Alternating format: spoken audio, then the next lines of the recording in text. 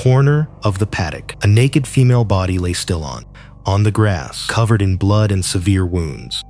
Cheekbone shattered, your ear brutally severed, fingers nearly cut off, deep gash across her neck, blood soaking the grass. Even more chilling was her wide-open eyes, revealing sheer terror and despair. When police arrived, even veteran forensic experts couldn't help looking away. Unable to face the gruesome scene, the judge called these crimes among Australia's most savage and brutal murders. Furious crowds gathered outside, court demanding the death penalty. No mercy for the deranged killers. Hey everyone, this is B. Ryan Crime Team TV. I'm B. Ryan. So, what really happened back then? Let's go back to 1986 and uncover the truth behind this tragedy that shocked Australia. Blacktown, located in eastern New South Wales. Mild climate, distinct season. Beautiful scenery, perfect for family trips. As a multicultural hub, residents hail from all over the world, speaking over 60 languages. A true cultural melting pot.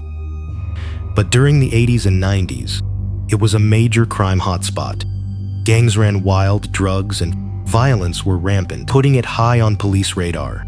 The story we're covering today happened right here. Anita Lorraine Corby, a cheerful 26-year-old nurse with a sweet face and a stunning figure, former regional beauty queen, currently working at Westmead Hospital. On February 3, 1987, 6 punctual, Lorraine failed to show up. Unanswered calls worried her friend and colleague Lynn.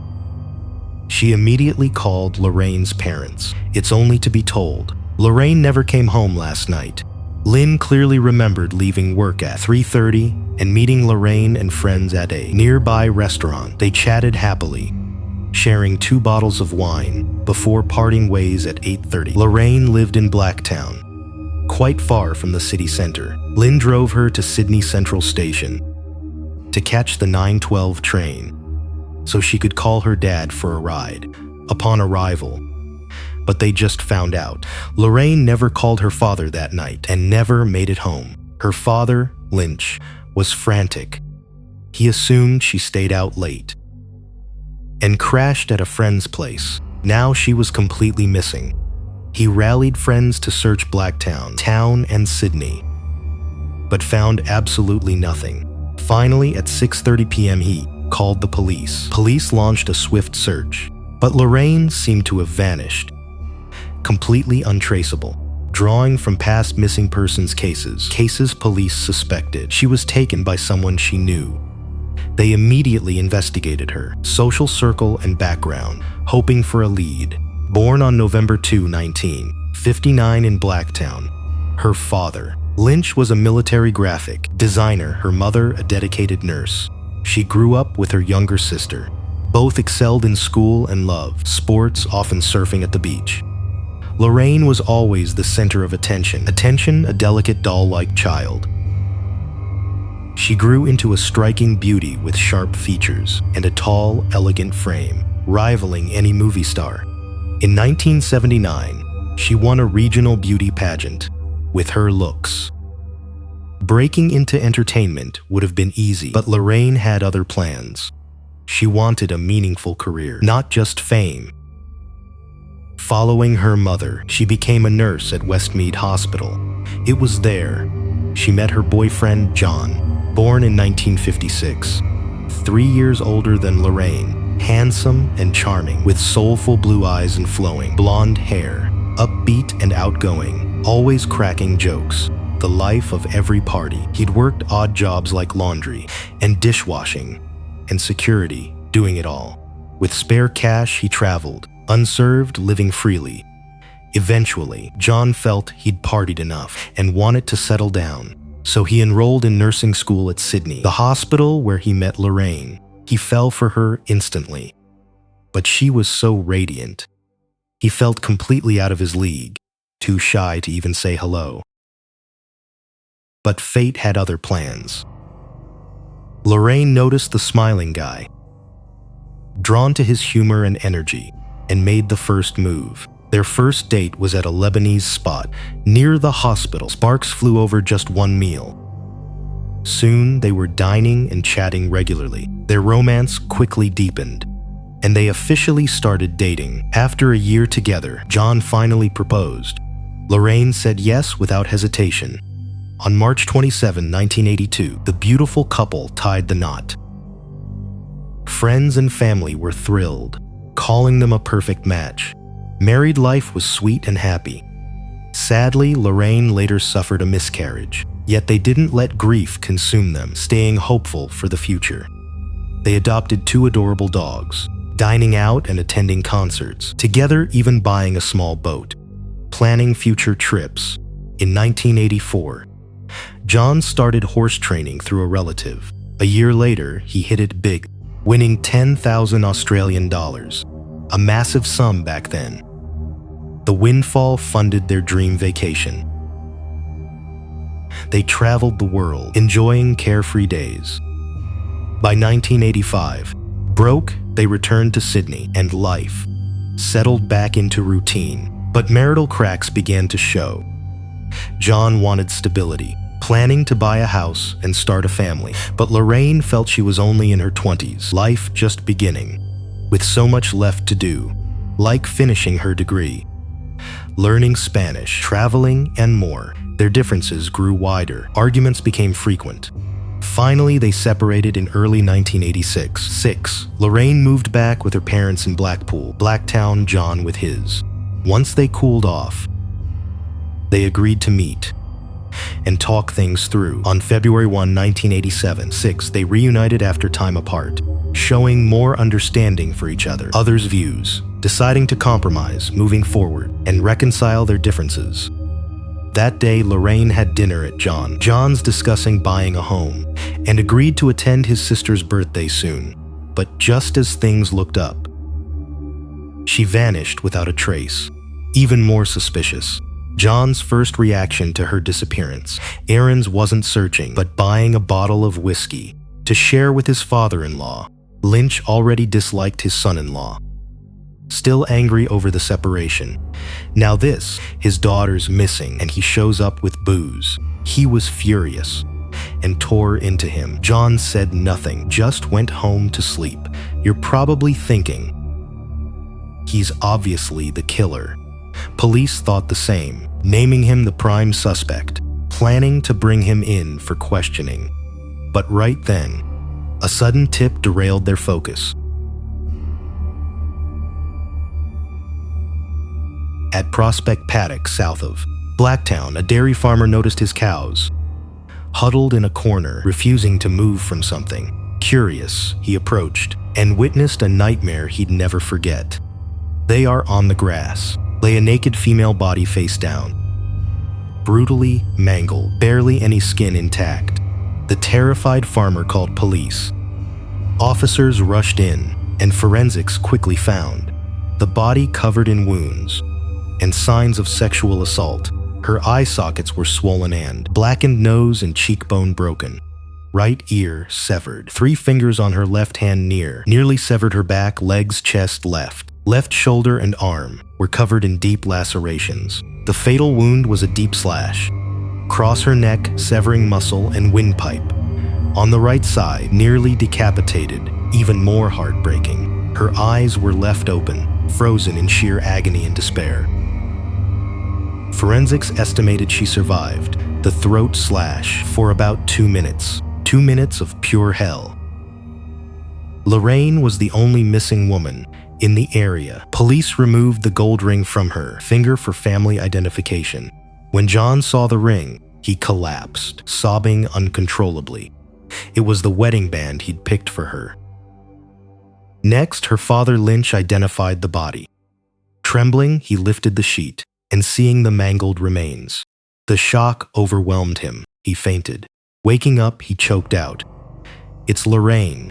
It's my daughter." The beautiful 26-year-old endured horrific torture, her life forever ending. On that terrible night, police were horrified by the brutality. The officers silently vowed to catch the killers and make them pay.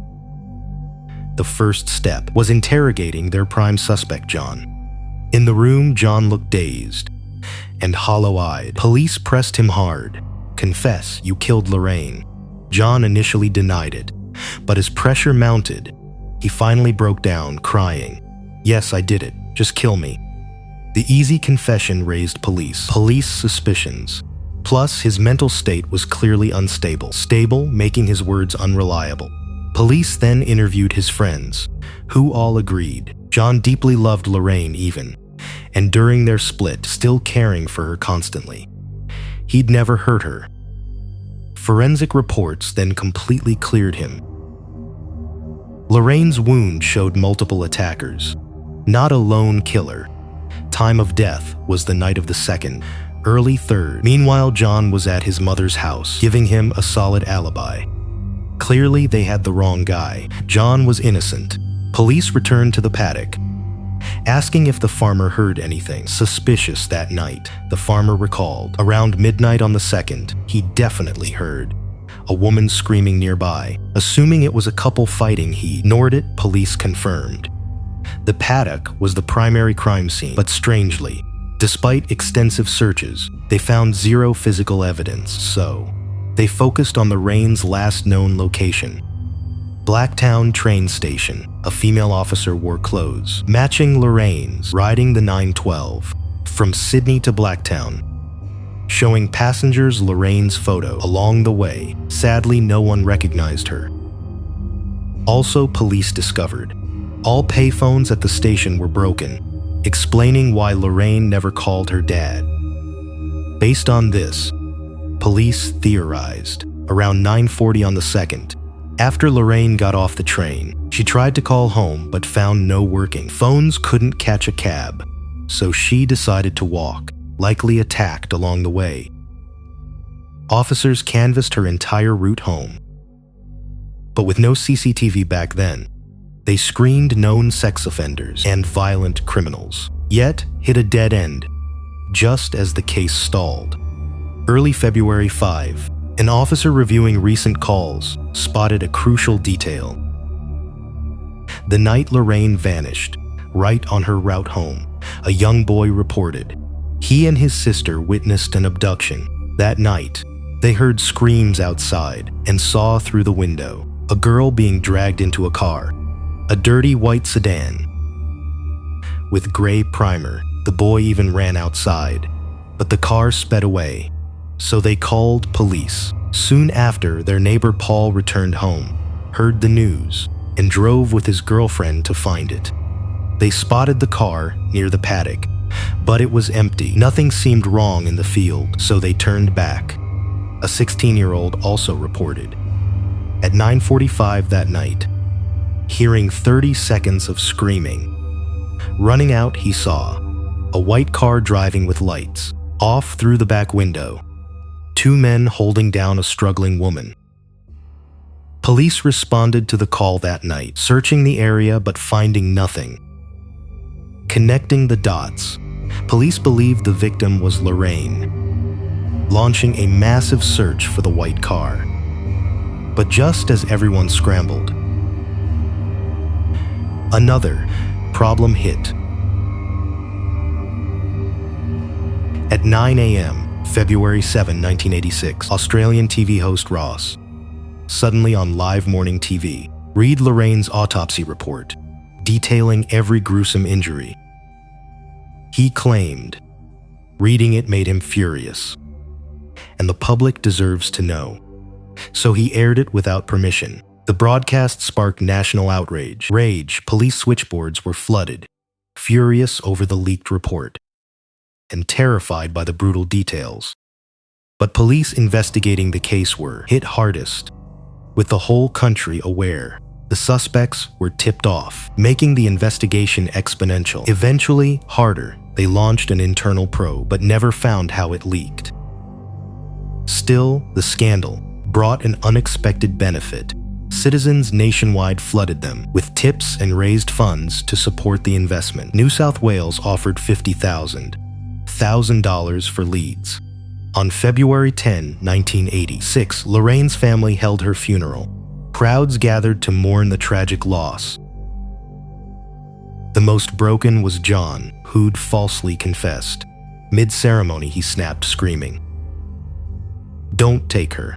Please don't take her away," his voice drowning in despair. Finally, several men dragged him out, removing him from the service. Since her death, he completely unraveled, drinking heavily, abusing drugs, living in a daze, even hoping an overdose would end it. So he could join Lorraine. Clearly, he truly loved her. His confession was pure grief. The funeral wasn't just a goodbye, but a wake-up call for Australia. Public outrage pressured police heavily. Luckily, the very next day, the case saw a major breakthrough. Reviewing files, they found a February 2 report, the day Lorraine was taken, of a stolen vehicle, a white sedan, matching the suspect car perfectly. Following the trail, police quickly identified 3 car thieves: John Raymond Travers, Michael Murdoch, Leigh Murphy. All 3 were known to police, especially Raymond, a name they knew all too well. His upbringing was a textbook criminal, personal background, an abusive alcoholic, gambling, drug-addicted father, and a frail, helpless mother. Raymond started using drugs at 12, drinking heavily by 14, surviving on theft. His favorite hobby was killing animals and bestiality. Many had witnessed him abusing sheep, pigs, and chickens. He was also a sex offender, often threatening women with knives, stations, or toilets, targeting weaker-looking men too. Despite being only 18, he'd been linked to at least 12 sexual assaults, a true monster. As for his accomplices, they weren't saints either. 18-year-old Murdoch was Raymond's loyal follower, idle, drinking, robbing, and fighting constantly. 22-year-old Les was hot-tempered and trouble-prone, arrested multiple times for theft with existing criminal records. And matching the stolen white car, police quickly made them prime suspects, moving in for arrest, interrogating them separately. Police avoided mentioning Lorraine initially, focusing only on the car theft. Murdoch and Les stayed calm, giving flawless answers showing no cracks. But Raymond cracked immediately, whether from nerves or sheer stupidity. He blurted out, "I didn't cut her throat," instantly implicating himself. Since police hadn't mentioned Lorraine at all, he confessed on his own. Raymond was held in custody. Murdoch and Les were temporarily released, but placed under covert surveillance. On February 22, 1986, Raymond desperately wanted cigarettes in jail, so he asked police to contact his girlfriend, Catherine, to bring him some. Police agreed instantly, asking her to cooperate and gather intel. She agreed without hesitation. Wearing a wire, she met Raymond, completely unsuspecting. He bragged openly about his crimes, times even laughing proudly. Detailing Lorraine's murder, he revealed that besides himself, Murdoch and Les's brothers, Michael Murphy and Carrie Murphy, were also involved. After describing the attack, he tried convincing his girlfriend to destroy the weapons, clothes, and the white car. Even crazier, he planned a prison break, asking her to derail a train into the jail so he could escape in the chaos. If that failed, he wanted Les and Murdoch to storm the prison with guns and break him out. Whether pure arrogance or sheer madness, he thought it was a flawless plan. Police sent Catherine to Murdoch's house with another wire, extracting even more details from him. With the tapes secured, they easily located the weapons, clothes, and car, then moved to investigate the other two suspects. Michael, 33, eldest of 9, previously sentenced to 25 years for burglary, later escaped and remained a fugitive. Carrie, 28, had a hearing impairment, seen by friends as a quiet, honest worker, but had multiple arrests for car theft. With witnesses, evidence, and confessions, fashion secured, police moved in, arresting the remaining 4. From the Raines murder to all arrests, Australian police took just 22 days, remarkably fast work. This case that enraged Australia was finally solved, notably when police raided his home. He was so terrified he wet himself, completely humiliated. During interrogation, police pieced together the timeline from the 5 suspects' accounts. On the evening of February 2nd, 1980, 5 drunk men were cruising the streets when they spotted young, beautiful Lorraine walking alone, triggering their darkest urges. They overpowered her, dragged her in and sped off. Inside the cramped car, the 5 men took turns assaulting and beating her. Lorraine fought desperately, begging, "Please stop. Unmarried, and I'm on my period, please don't." Her pleas only brought more brutality. Raymond even pulled a knife, holding it to her neck. "Shut up or I'll kill you." Along the way, the thugs used her cash for gas, then drove south to the paddock, dragging the barely conscious Lorraine out. Through the barbed wire fence, thrown into the field, the assault continued just then. A car pulled up. 2 men got out, searching with flashlights. Seeing them, the attackers dropped flat, covering Lorraine's mouth. It was Paul and his girlfriend mentioned earlier. They were so close to Lorraine, just a few meters closer, and they would have seen her, but the darkness hit everything. They missed the only chance to save. Still, some argue that even if they'd found her, the outcome wouldn't have changed. They might have been killed too. The 5 attackers' brutality lasted at least an hour until Raymond sobered up and feared exposure. He told the others, "She saw her faces, heard our names. She can't leave alive." They all silently agreed, but no one wanted to strike first. Finally, Raymond grabbed a knife and went for Lorraine in his throat. Afterward, they fled the scene quickly, burning the clothes they'd worn. But Raymond kept a pair of jeans as a trophy. Unknowingly, those jeans became the key evidence against him. On March 16, 1987, the trial, dubbed the Trial of the Century officially began. The 5 defendants were escorted into court amid public outrage. Outside, crowds of angry protesters gathered, chanting slogans. They even hung effigies with nooses, demanding the death penalty for these monsters.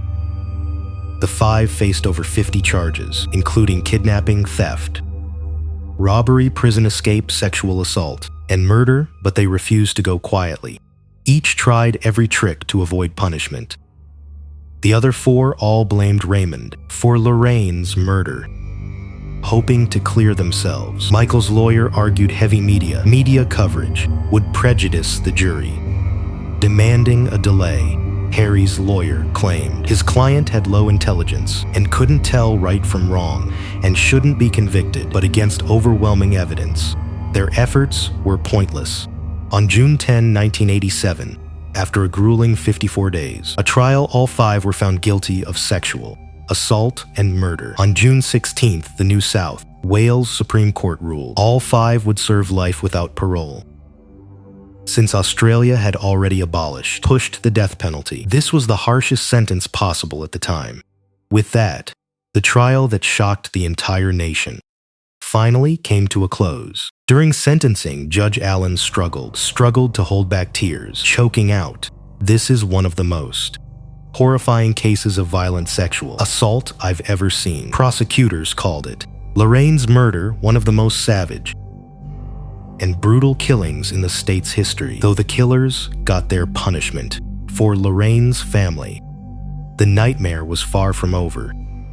After Lorraine's death, John was devastated. He turned to drugs, his life falling apart. But with time, he slowly climbed. And out of the darkness, he'd visit the church, sitting alone at her grave, whispering his grief. Years later, he finally married, had kids, and rebuilt his life, but he changed his name to escape the past. Only after his children grew up did he realize a new name couldn't erase the pain. Finally, with his son's help, he reclaimed his birth name and faced his past. Lorraine's parents never fully healed either. They channeled their grief into action, teaming up with other victims' families to form a homicide victims support group, offering counseling to grieving families. helping them rebuild their shattered lives. The group later partnered with the government, raising $9,400,000 Australian dollars to establish Grace House, supporting children, teens, and families who lost loved ones to Hamas' side, giving them warmth and hope in their best hours. As for the 5 who escaped execution, they faced endless torment behind. In bars, Raymond served time across multiple prisons since his conviction. In 1996, he tried to escape by sawing through a transport van door, but failed. After that, he was kept under heavy guard. Michael was diagnosed with liver cancer, while incarcerated, passing away on February 21, 2019. Harry endured constant beatings and abuse in prison over Lorraine's case on June 25, 2019. He was ambushed in the prison showers by several inmates, suffering severe head trauma. He was rushed to the hospital, barely surviving. The other 2 faced heavy discrimination inside as well, living in constant fear. Everything they endured was perhaps the perfect justice. Lorraine's case left a massive impact on Australia, inspired numerous true crime documentaries, and left a lasting mark on film, television. To honor Lorraine, the government named a park in Blacktown after her, so people walking through those green grounds can remember the life of a young girl